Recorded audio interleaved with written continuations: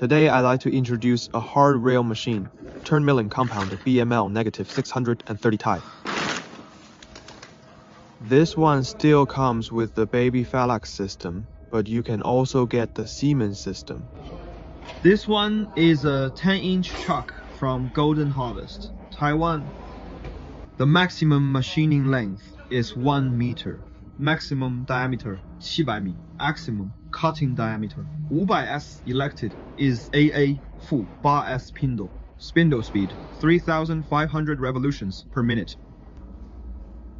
It uses a Taiwan Liuxin power turret with 12 tool stations. Hydraulic retractable tailstock is adopted. Our panels are marked in Russian. If you need help, you can contact us.